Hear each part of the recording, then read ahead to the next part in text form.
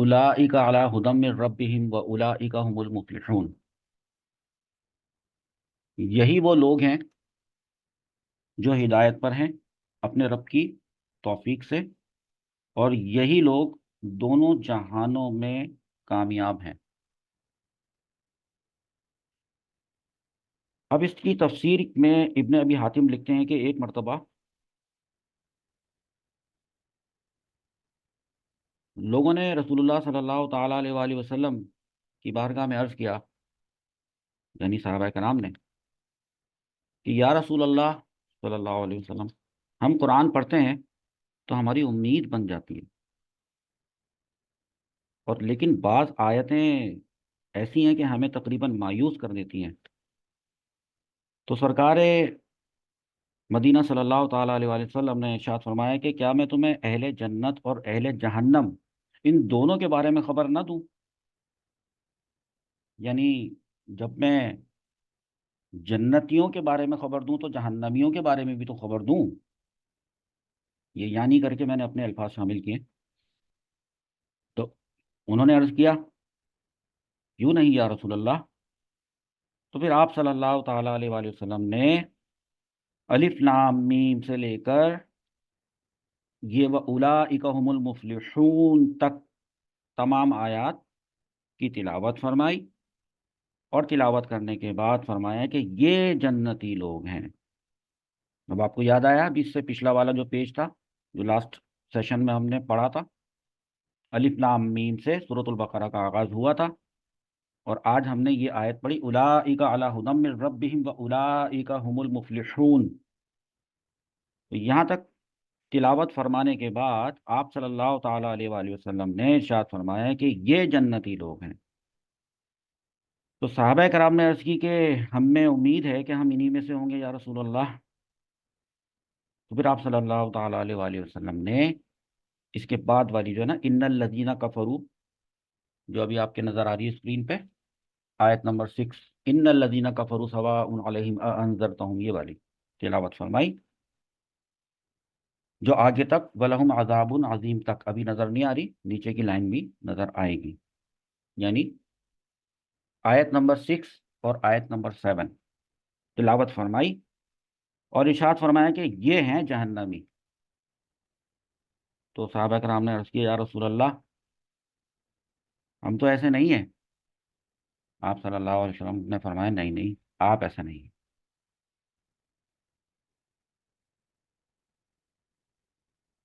تو آیت یوں ہے، ان الذین کفروا، بے شک وہ لوگ جنہوں نے کفر کیا، سواء علیہم، ان پر برابر ہے،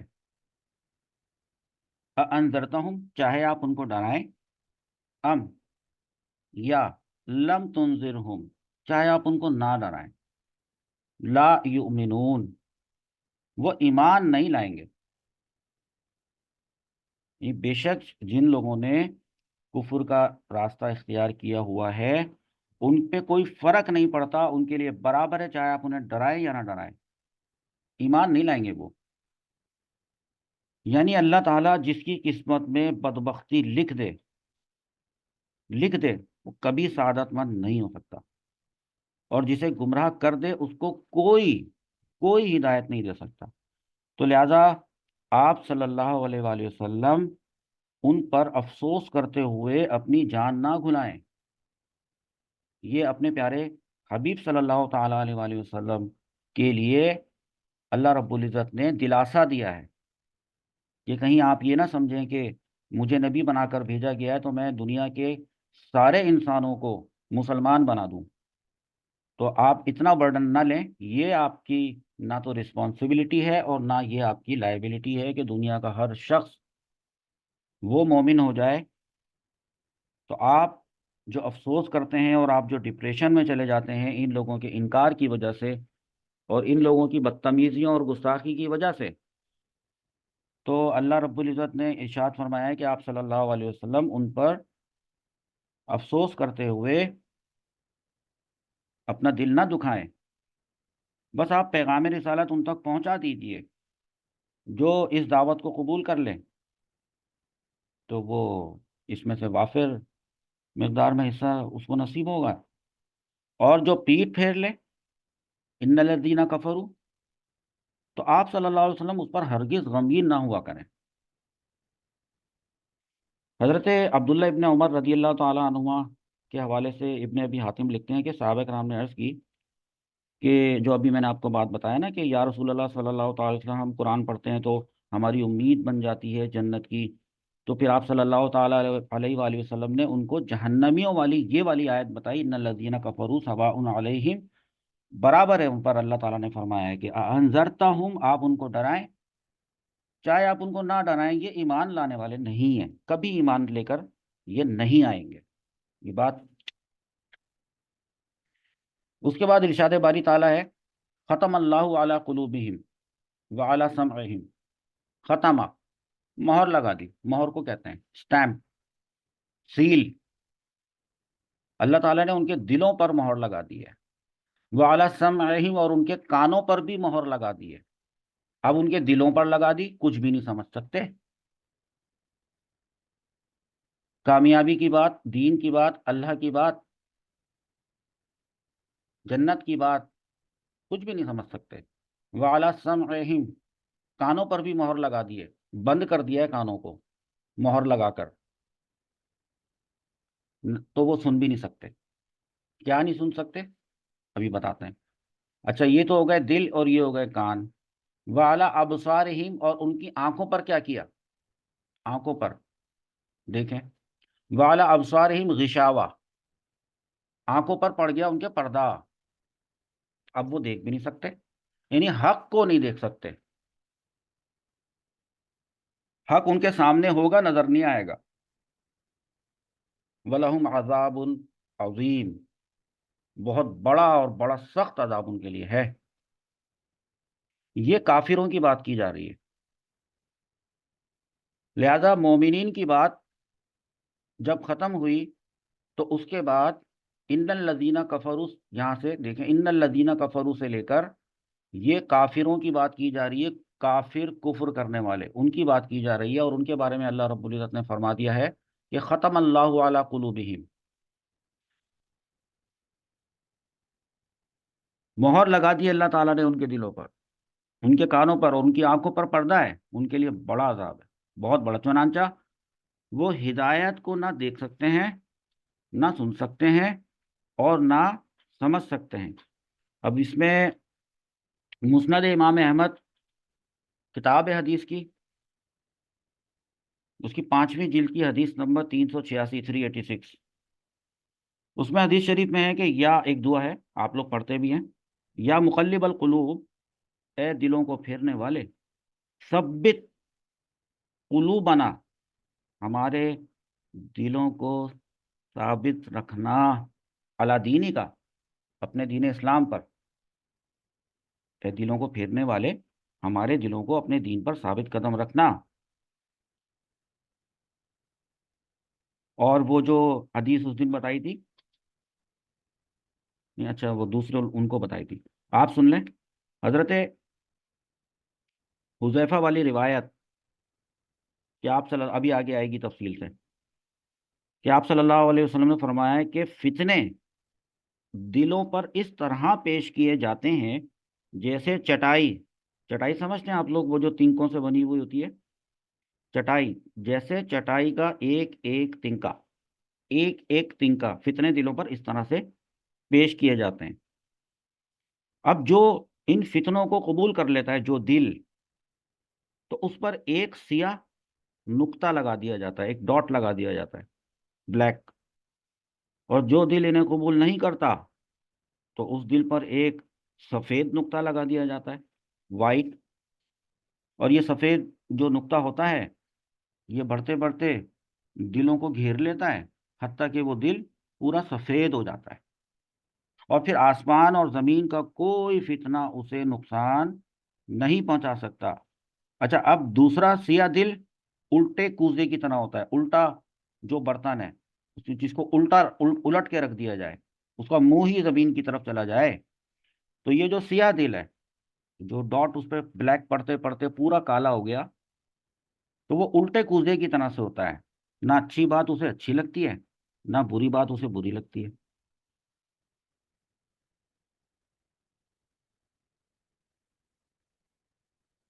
حضرت ابو ہریرہ رضی اللہ تعالیٰ عنہ نے روایت کیا کہ رسول اللہ صلی اللہ علیہ وسلم نے ارشاد فرمایا کہ بندہ جب گناہ کرتا ہے تو ایک سیاہ نقطہ اس کے دل پر لگا دیا جاتا ہے، پھر اگر وہ توبہ کر لے اور باز آ جائے تو یہ نقطہ جو ہے ڈیلیٹ کر دیا جاتا ہے، حذف کر دیا جاتا ہے۔ لیکن اگر وہ گناہوں کی دلدل میں دھنستا چلا جائے، گناہ کرتا چلا جائے تو یہ کالک یعنی یہ سیاہی پھیل کر اس کے سارے دل کو گھیر لیتی ہے، اور یہی وہ رانا ہے۔ یہ رانا قرآن کا لفظ بتاتا ہوں، جس کا ذکر اللہ رب العزت نے سورۃ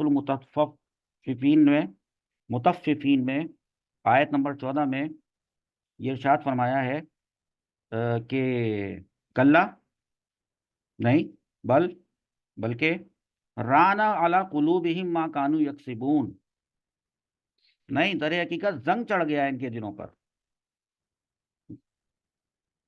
ما کانوا یکسبون ان کے دلوں پر ان کے کرتوتوں کے وجہ سے جو وہ کیا کرتے تھے، ما کانوا یکسبون، زنگ چڑھ گیا ہے رانا۔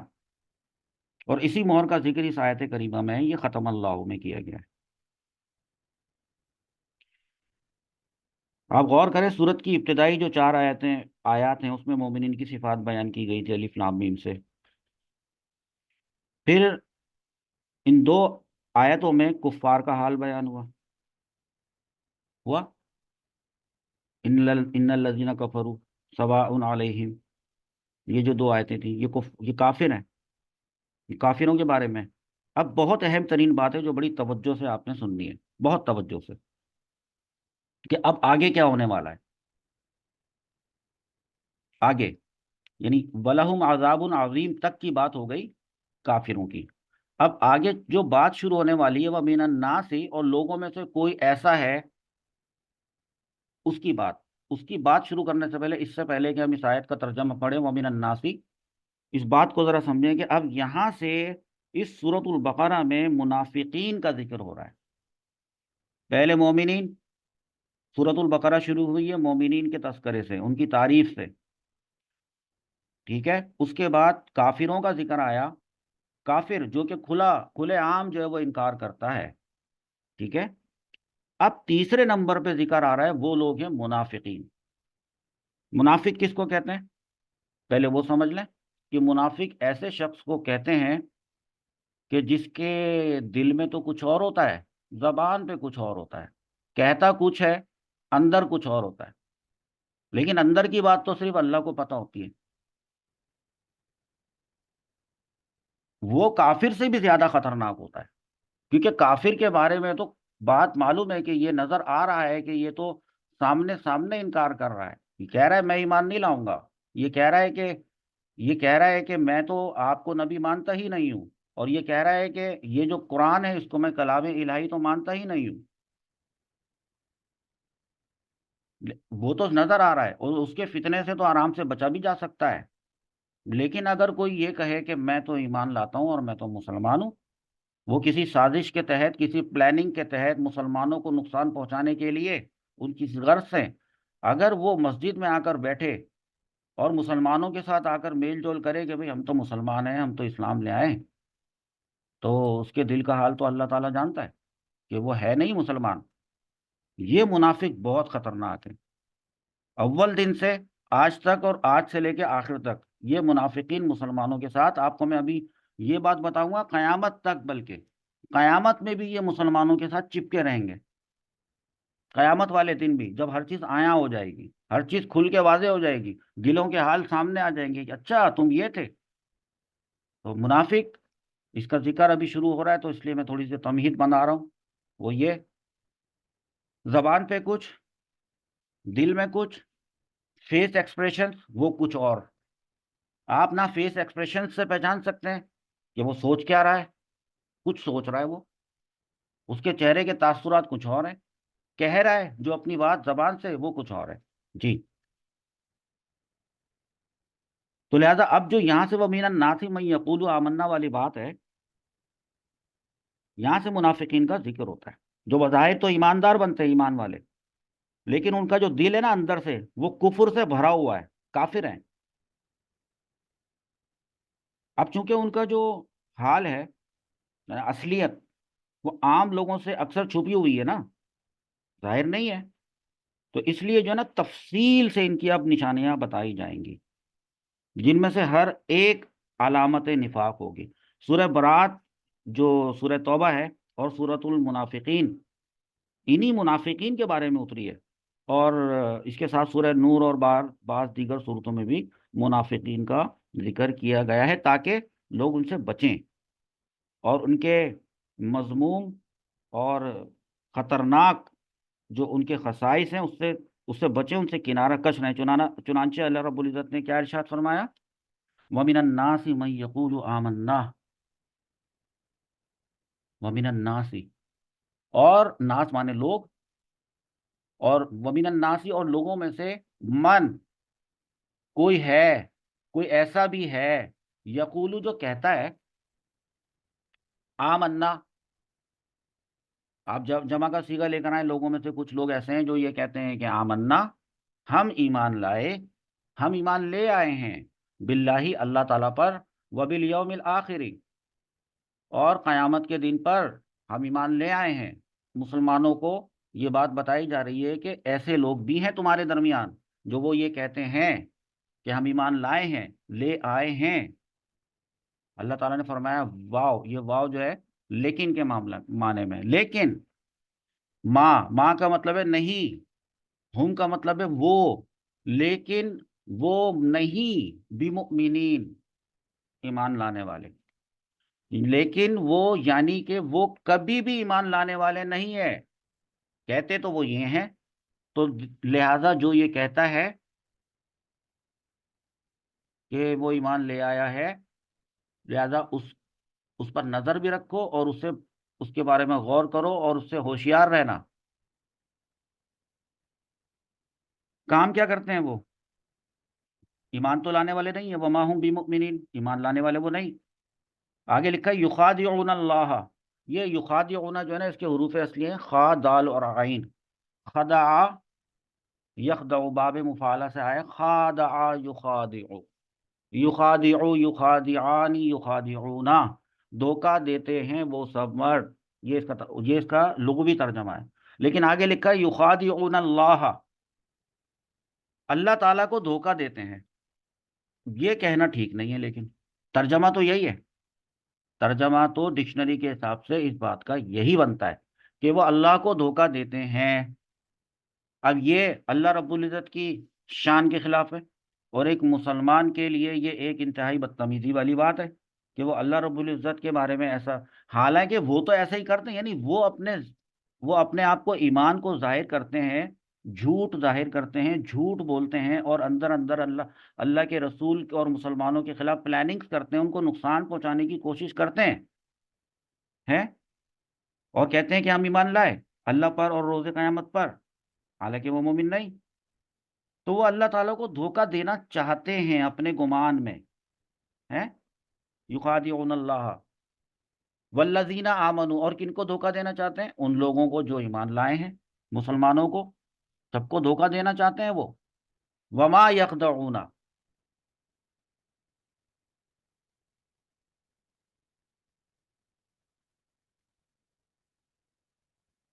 وما یخدعون، دھوکہ نہیں دیتے وہ، الا، مگر، انفسہم، اپنے آپ کو ہی دھوکہ دیتے ہیں۔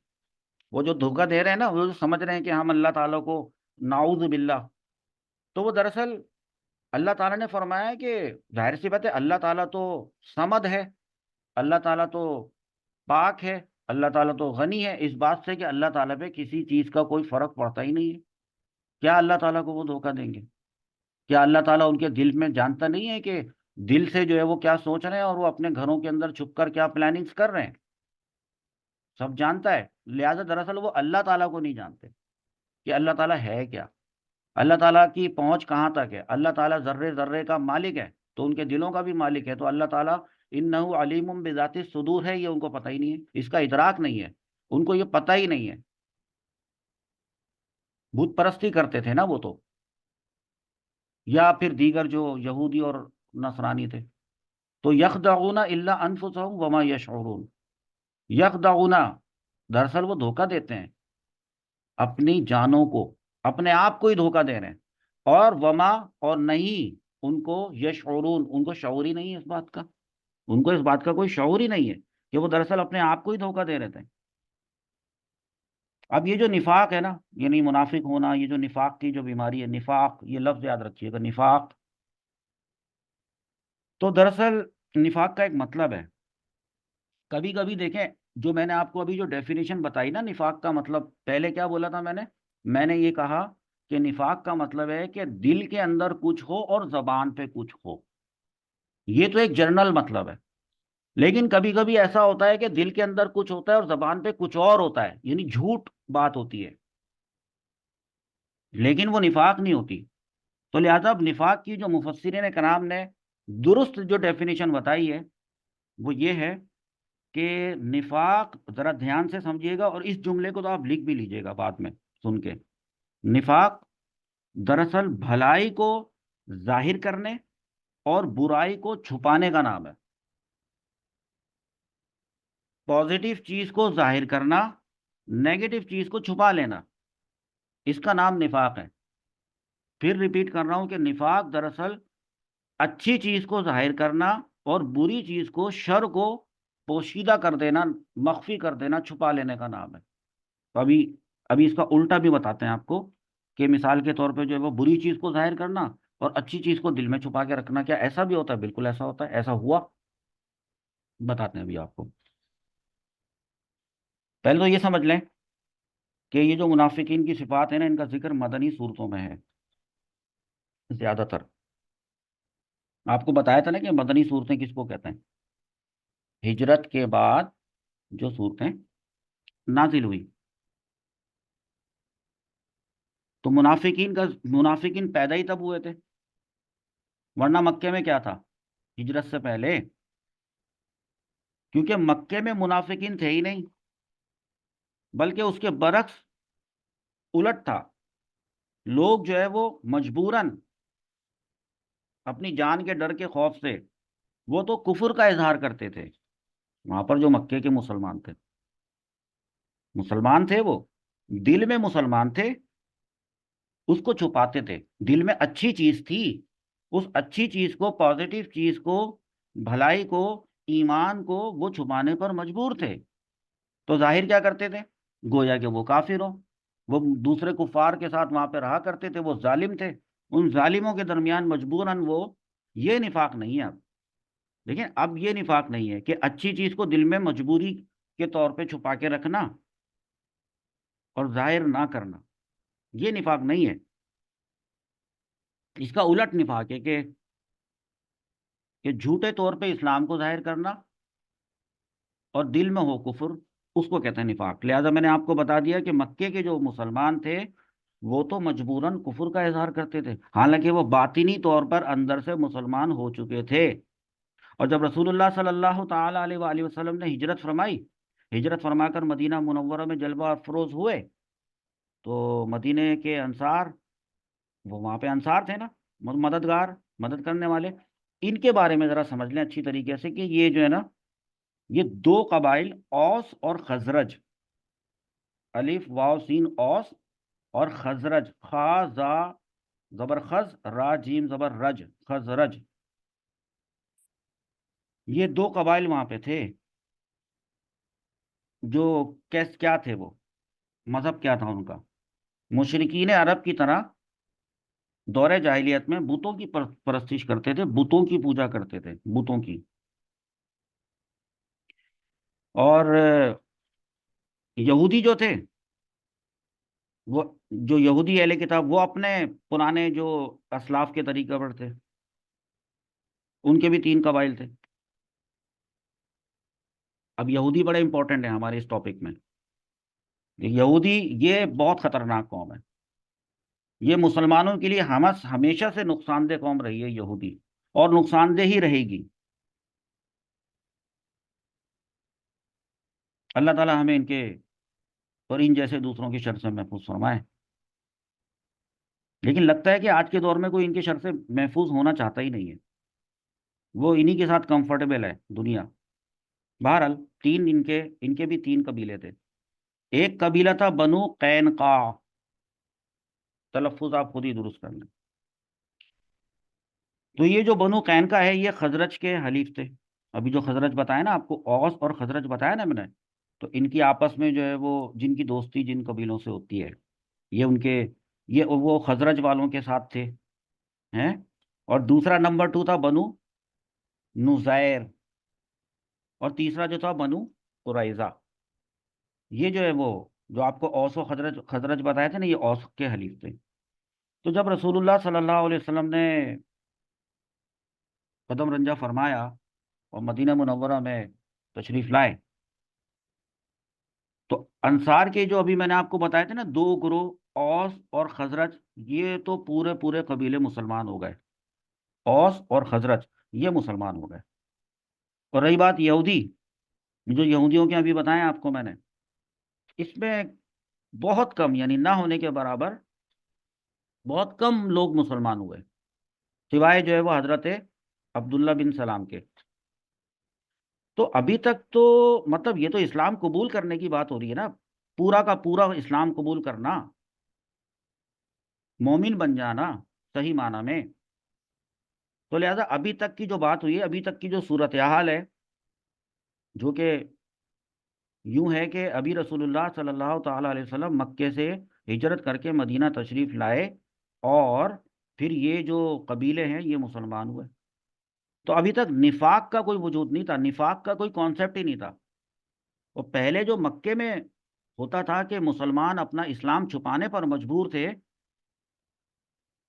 وہ نفاق نہیں تھا، نہیں، اس کو نفاق نہیں کہتے۔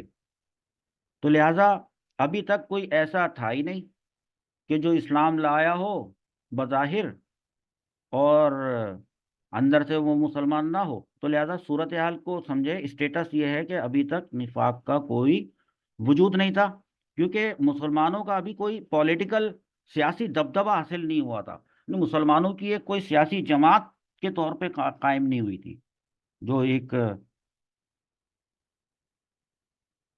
جو کہ بعد میں ہوئی۔ بلکہ صورتحال یہ تھی کہ حضور اکرم صلی اللہ تعالیٰ علیہ وسلم نے تو اب چونکہ مطلب یہودی تو نہیں لائے تھے نا اسلام، وہ تو پتہ تھا ان کو، ہاں معلوم تھا۔ دیگر جو لوگ تھے جو بت پرستی کرتے تھے، جو بتوں کی پوجا کرتے تھے، ان کے ہاں تو کبھی کا یہ کانسیپٹ ختم ہی ہو چکا تھا کہ ایک خالق حقیقی ہوتا ہے اور اس کا ایک پیغمبر ہوتا ہے، اس طرح سے پیغمبر آتا ہے۔ ان کو تو یہ بات ہی سمجھ میں نہیں آ رہی تھی کہ کیا مطلب ہے کہ آپ اللہ کے رسول ہیں، کیا مطلب ہے کہ آپ اللہ کے بھیجے ہوئے نبی ہیں، اس بات کا کیا مطلب ہے کہ یہ کلام کلام الہی ہے۔ ان کے تو سمجھ سے بالا تر تھی، اور ان کو بڑی، مطلب ان میں سے جنہوں نے اسلام کو قبول کیا، بہت بڑا کام کیا، بہت بڑا کام کیا، اپنے گھر والوں سے، خاندان والوں سے، قبیلے والوں سے، سردار والوں سے ٹکر لی۔ لیکن جہاں تک بات ہے نا یہودیوں کی، تو یہودیوں کو بہت اچھی طریقے سے پتا تھا، بہت اچھی طریقے سے پتا تھا کہ یہی حضرت محمد صلی اللہ تعالی علیہ وسلم، یہی اللہ کے رسول ہیں، اور اصل دین وہ ہے ہی اسلام۔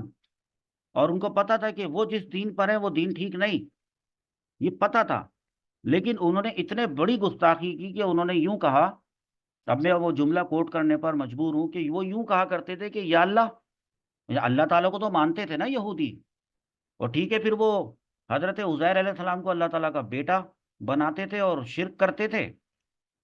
اور پیچھے آپ ان کی ہسٹری پڑھیں تو بچڑے کی پوجا ووجا سب اس طرح کے تو وہ تھے، کہتے تھے ہم اللہ تعالیٰ کے بیٹے ہیں، ہم تو ڈائریکٹ جنت میں جائیں گے بس۔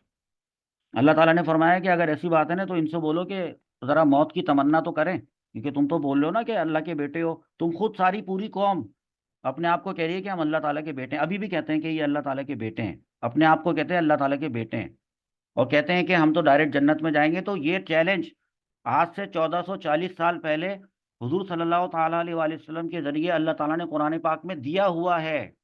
ابھی آئے گی وہ آیت کہ ان سے ذرا کہیے تو، کہ کہیے تو ذرا ان سے کہ یہ ذرا موت کی تمنا کریں، مطلب یہ دعا کریں کہ یا اللہ تعالیٰ ہم تو تیرے بیٹے ہیں، ہم تو ڈائریکٹ جنت میں جائیں گے۔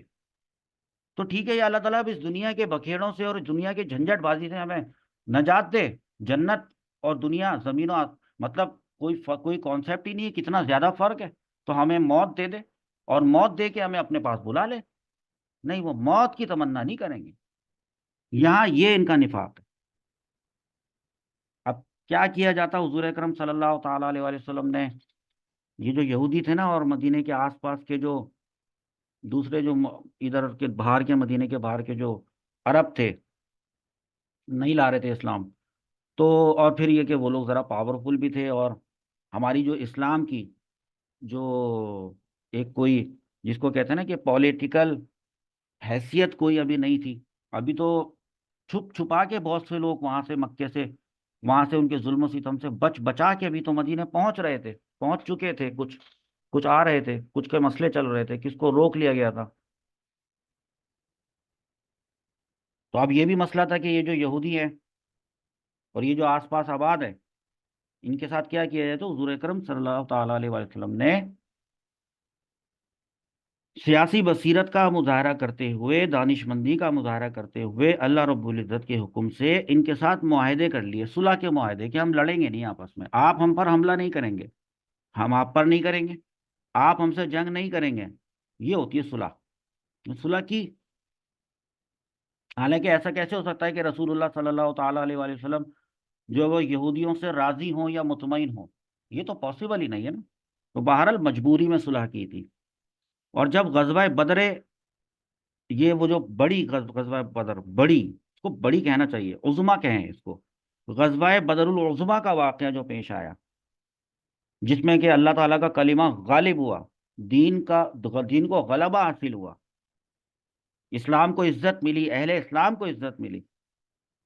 تو ایک انہی یہودیوں میں ایک آدمی تھا جو ان کا جو رئیس تھا، عبداللہ بن ابے بن سلول.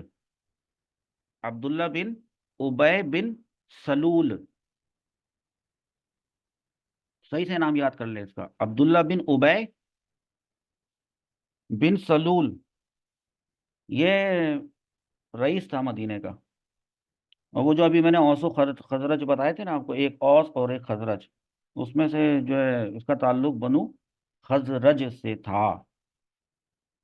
تو جو دورہ جاہلیت تھا جب، تو یہ دونوں قبائل، اوس اور خزرج، یہ دونوں جو ہے اس کو، اسی آدمی کو، یہ جو عبداللہ بن ابے ہے، ابے، اس کو اپنا سردار مانتے تھے، سردار تھا ان کا یہ.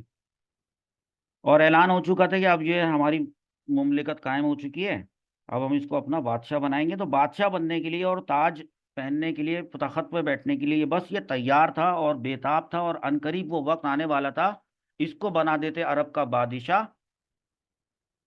اعلان ہو چکا تھا، پتہ سب کو چل چکا تھا کہ اب ہمارا بادشاہ ہے، یہ ہوگا. لیکن ایسا ہوا کہ ہجرت ہو گئی، ہجرت ہو گئی. رسول اللہ صلی اللہ تعالی علیہ وآلہ وسلم مدینہ تشریف لے آئے، اور فوج در فوج لوگوں نے اسلام قبول کرنا شروع کر دیا. سمجھ میں آئی آپ کو بات؟ یہ تو تھا بادشاہ بننے والا تھا، اس کو تو بھول ہی گئے، سب بھول گئے اس کو. کہاں کا اس کا تخت، اور کہاں کا اس کا بادشاہ کا تاج، اور کہاں کا کیا، بھول گئے سارے. لوگوں نے تو کر لیا اسلام قبول.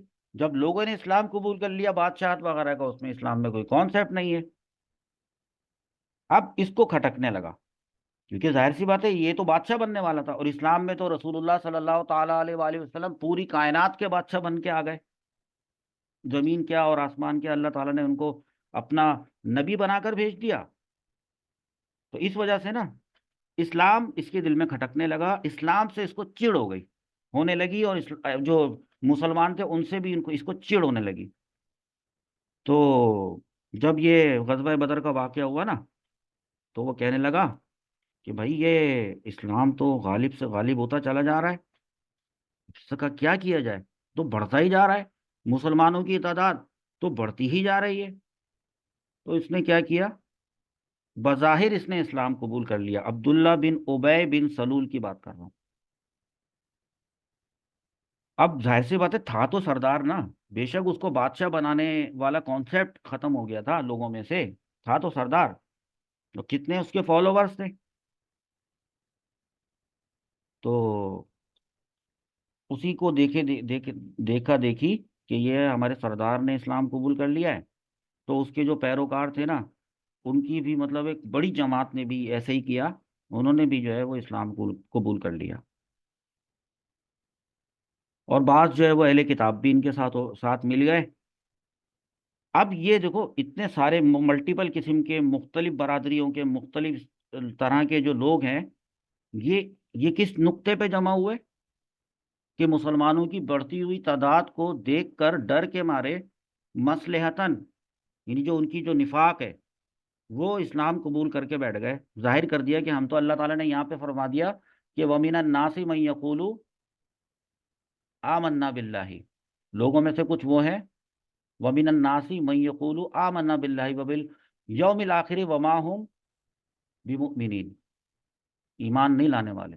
और ये जो इन्होंने सोच लिया ना कि अरे यार अभी वक्त है, अभी तो बुरा वक्त आ गया हम पर, इस्लाम छा गया, अभी बुरा वक्त है, अभी कोई बात नहीं, धोखा दे देते हैं, धोखे में धोखा देंगे।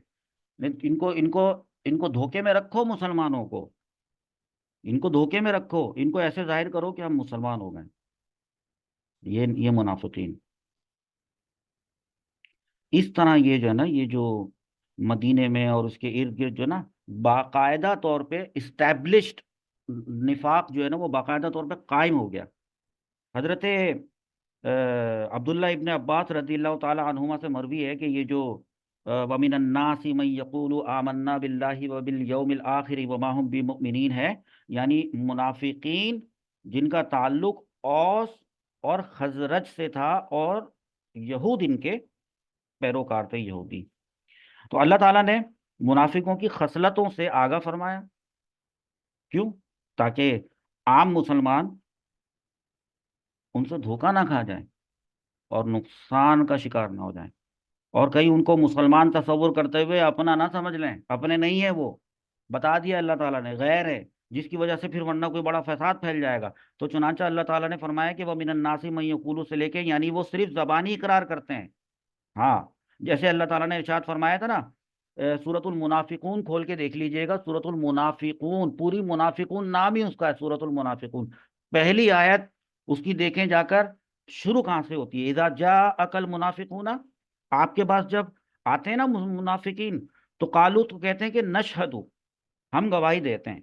हाँ, वो ये कहते हैं आप सल्लल्लाहु अलैहि वसल्लम के पास, यानी कि आते हैं जब, और हम गवाही देते हैं, कहते हैं कि इन्ना का ल रसूलुल्लाहि, बेशक आप अल्लाह ताला के रसूल हैं। हम गवाही देते हैं, बड़ा मतलब बहुत ज्यादा इम्फेसाइज करके देते हैं, इतना बड़ा, यानी कि वो धोखा देते हैं। अल्लाह ताला ने बता दिया, अपने प्यारे नबी करीम सल्लल्लाहु ताला अलैहि वसल्लम की इस बात की खबर दे दी कि ये जब आते हैं ना, आपके पास आते हैं, इदा जा अकल मुनाफिकूना, मुनाफिकीन जब आपके पास आते हैं, कालू नशहदु, नशहदु, शहीदा यशहदु, यशहदु से सीगा जमा मुतकल्लिम का है, नशहदु, हम गवाही देते हैं, झूठी मतलब गवाही देते हैं। इन्ना का ल रसूल, कह सकते थे इन्ना का रसूलुल्लाह, आप आयत में जाके पढ़िएगा तो रसूलुल्लाह के रसूल के रा से पहले लाम है। उस लाम का मतलब है कि किसी बात को ताकीदन बयान किया जाए, अपनी बात को साबित करने के लिए लाम लगाया था, लाम ताकीद है, बोला रसूल, ल रसूलुल्लाह, बेशक। लेकिन पता है क्या आगे फरमाया कि वल्लाहु यालमु, अल्लाह ताला को सारा पता है, सब पता है अल्लाह ताला को, इन्ना का ल रसूलुहु, कि आप अल्लाह के रसूल हैं। अल्लाह जानता है कि आप उसके रसूल हैं, इनके कहने से थोड़ी ना होते हैं आप अल्लाह के रसूल। इनके कहने से क्या फर्क पड़ता है, इनके कहने से आप अल्लाह के रसूल नहीं है। अल्लाह ताला जानता है कि आप अल्लाह के रसूल है, क्योंकि इनके दिल में तो आप अल्लाह के रसूल है ही नहीं, ये तो जबान से खाली कह रहे हैं, आपके पास आकर कहते हैं। और चूंकि वो सच नहीं कह रहे हैं, इसलिए इन्ना, वो जो इन्ना का में काफ जमीर से पहले इन्ना लगा, इन्ना का ला रसूलुल्लाह, दो चीजें आई ना, इन्ना और लाम, इन्ना और लाम ताकीद के साथ अपनी गवाही को वो पुख्ता करते हैं। देखो, जो बंदा झूठ बोलता है ना, उसकी चोरी पकड़ने का अंदेशा होता है ना, कि उसकी चोरी पकड़ी जाएगी, तो फिर वो इसी तरह से झूठ बोलता है। और उन्होंने मजीद ताकीद करते हुए ये भी कहा कि आमन्ना बिल्लाहि व बिल यौमिल आखिर, हालांकि बात इस तरह नहीं है। तो अल्लाह ताला ने ना इनकी गवाही और इनकी जो खबर है इसको झुटलाते हुए बताया कि हकीकत तो इसके बिल्कुल उलट है। इरशाद फरमाया कि वल्लाहु यश हदू, अल्लाह देता है गवाही, इन्नल मुनाफिकीना, कि ये जो मुनाफिक है ना, लकाज़िबून, सिर्फ काजिबून नहीं, लकाज़िबून, अल्लाह गवाही देता है कि बिला शुबा कोई शक नहीं है कि मुनाफिक बदतरीन झूठे हैं। और फरमा दिया कि वमा हुम मुमिनीन, मोमिन नहीं है, ये मोमिन नहीं है। ये वाली बात जो आ रही है युखादिऊन अल्लाह वल्लज़ीना आमनू, जरा इसको भी मैं इसी बात में समझा दूं। ये फरमाया है कि यानी ईमान को जाहिर करके हैं धोखा देने वाली जो बात है ना, अल्लाह ताला को धोखा दे हैं, ये तर्जमा करेंगे आप? नहीं, तर्जमा पता है क्या है, मतलब मानी क्या है इसके? ईमान को जाहिर करके और कुफर को छुपाकर वो अपनी जहालत और जलालत की वजह से ये समझते हैं कि गोया कि वो अल्लाह ताला को धोखा दे रहे हैं, युखादिउन अल्लाह, ऐसा वो समझ रहे हैं। और ये कि ये चीज इनको बड़ा फायदा देगी, है। और इनका जो मकर है, इनकी जो मक्कारी है, तो वो माज अल्लाह अल्लाह ताला पर चल जाएगी, है। जिस तरह पर, क्योंकि और जिस क्योंकि बहुत से ईमान वाले मोमिनीन तो सब इनको मुसलमान ही समझ रहे थे ना, धोखे में आ गए थे। इंसान तो इंसान होता है, तो समझ रहे हैं कि अल्लाह ताला पर चल जाएगा हमारा धोखा, जिस तरह बाज मोमिनीन पर चल जाता है, उस तरह समझ रहे हैं। अल्लाह ताला की यानी अपने खालिक के हकीकी की, अपने मालिक के हकीकी की हकीकत कोई नहीं पहचान पा रहे हैं, उसको भी मखलूक की तरह का समझ रहे हैं। ये कहते हैं अकायद की गलती, अकीदा ही नहीं है अल्लाह ताला के बारे में, पता ही नहीं है अल्लाह ताला के बारे में अकीदा क्या होना चाहिए एक मुसलमान का। खैर ये तो है ही नहीं ना मुसलमान। तो जिस तरह दूसरे मुसलमान जो है धोखे में आ जाते हैं, इस तरह समझ रहे हैं, जैसे अल्लाह ताला ने इरशाद फरमाया ना, ये सूरतुल मुजादला, उसकी आयत नंबर 18 खोलिएगा, सूरतुल मुजादला, आयत नंबर 18, कि जिस रोज अल्लाह ताला इन सबको उठाएगा ना, यौम यबअसुहुमुल्लाहु जमीअन, इन सब के सबको उठाएगा जिस दिन, वो जो कयामत के दिन, तो फयहलिफूना लहू, तो कस्में उठाएंगे अल्लाह के सामने, लहू, जिस तरह कमा यहलिफूना लकुम, जिस तरह तुम्हारे सामने कस्में खाते हैं उस दिन कयामत के दिन, नहीं छोड़ ले पीछा। वह याहसबूना, हसीबा याहसबू, वह याहसबूना अन्नहुम अला शैइन, हाँ याहसबूना, गुमान कर रहा, आपने पढ़ा ना गुमान, और गुमान करेंगे कि वो किसी किसी मतलब पॉइंट पर है, वो भी किसी मतलब उनकी भी कोई हैसियत है। अला, खबरदार, इन्नहुम, यही वो लोग हैं, हुमुल काजिबून, कि यही वो लोग हैं जो कि झूठे लोग हैं। सूरतुल मुजादला आयत नंबर 18।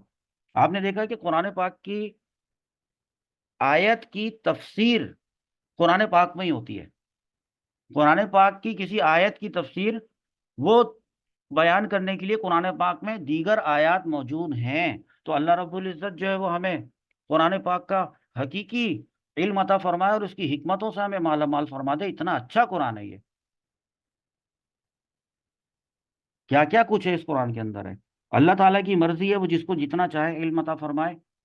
तो अगर इस वक्त हमारी इल्म दीन की ये मजलिस है, इस मजलिस के अंदर इल्म दीन हम कुरान पढ़ रहे हैं, और अल्लाह रब्बुल इज़्ज़त के फरिश्ते हैं जो हमारे लिए अल्लाह ताला से दुआ कर रहे हैं, तो अल्लाह ताला यकीनन उनकी दुआ भी कबूल कर रहा है, फरमा रहा है। और अल्लाह ताला ये इरशाद फरमा रहा है कि ये मेरे बंदे हैं और ये मेरा जिक्र कर रहे हैं, तो मैं, मेरी रहमत इनके लिए खुली है। और अल्लाह रब्बुल इज़्ज़त की रहमत ने हमें इस वक्त अपनी रहमत, उसकी रहमत ने अपनी आगोश में छुपाया हुआ है।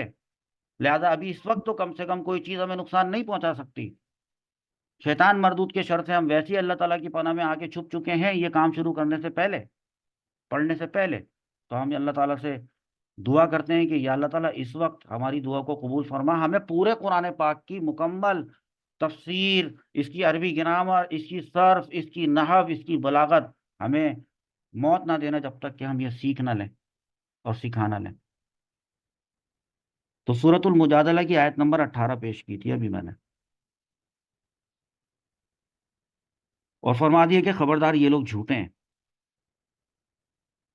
اور اس سے آگے ان کے عقیدے کا بھی تذکرہ فرما دیا نا، جو ابھی آپ کو اسکرین پہ نظر آ رہا تھا، وما یخدعون الا انفسهم وما یشعرون،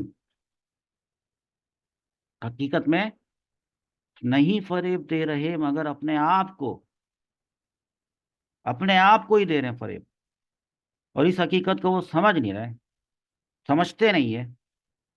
ایک اور جگہ فرمایا تھا سورۃ النساء کے اندر، آیت نمبر 142 142، سورت کا نام کیا ہے؟ سورۃ النساء، کھول کے دیکھیے گا کہ ان المنافقین، بے شک جو منافقین ہیں، یخادعون اللہ، اللہ تعالیٰ کو اپنے گمان میں دھوکہ دینا سمجھتے ہیں، یعنی دھوکہ دینا چاہتے ہیں، وہوا خادعوہم، اب خادع دیکھیں نا، خدع یخدعو، اگر یہ لیتے ہیں آپ با فتح سے تو اس کا اس میں فاعل بنتا ہے، خدع کا مطلب دھوکہ دیا اسے ایک مرد نے، یخدعو دھوکہ دیتا ہے یا دے گا وہ ایک مرد، تو اس کا اس میں فاعل کیا بنتا ہے؟ خادع، بروزن اس میں فاعل خادع، فاعل خادع۔ تو اللہ تعالیٰ نے یہاں پہ ارشاد فرمایا سورۃ النساء میں 142 میں، وہ ہوا، اور اللہ تعالیٰ ہے خادع، خادع کا مطلب ہے دھوکہ دینے والا، تو اللہ تعالیٰ تو دھوکہ دینے سے پاک ہے نا، اللہ تعالیٰ تو ہر گناہ ہر برائی سے پاک ہے، اللہ تعالیٰ ان تمام برائیوں سے پاک ہے، ان تمام بری خصلتوں سے پاک ہے جو اللہ تعالیٰ نے اپنی مخلوق میں پیدا کی ہیں، وہ خالق ہے۔ خالق اپنے بارے میں یہ فرما رہا ہے کہ وہ ہوا خادعہم، تو اس کا یہ مطلب نہیں ہے کہ عقل کے اندھے وہ عقل کو مطلب وہ اس کا ڈکشنری والا ترجمہ کر دیں کہ خدا نہ خواستہ وہ یہ کہہ دیں کہ وہ ہوا خادعہم کا مطلب ہے کہ اللہ تعالیٰ تو ان کو دھوکہ دینے والا ہے، نہیں، اس کا ترجمہ پتہ ہے کیا ہے؟ کہ اللہ تعالیٰ ان کو سزا دینے والا ہے، ان کو ان کے دھوکے کا جواب دینے والا ہے۔ یہاں تک بات سمجھ میں آئی آپ کو؟ تو میں امید کرتا ہوں کہ آج یہاں تک ہم نے پڑھا ہے وما یشعرون تک، یہ بات چل رہی ہے، منافقین کی بات ابھی ختم نہیں ہوئی ہے، منافقین کی بات ابھی جاری ہے۔ یہ منافقین مسلمانوں کے بہت نقصان دہ مسلمانوں کے لیے ہیں، اور مسلمان ابھی اس میں فی قلوبہم مرض، یہ آگے جو ہم پڑھیں گے کہ ان کے دلوں میں ان کی ساری خصلتیں بھی بیان کی جائیں گی، بیماری ہے ان کے دلوں میں۔ اب اس کے نیکسٹ سیشن میں ہم شروع کریں گے آیت نمبر 10، تو ابھی جو ہوئی ہے وہ آیت نمبر 9 تک ہوئی ہے۔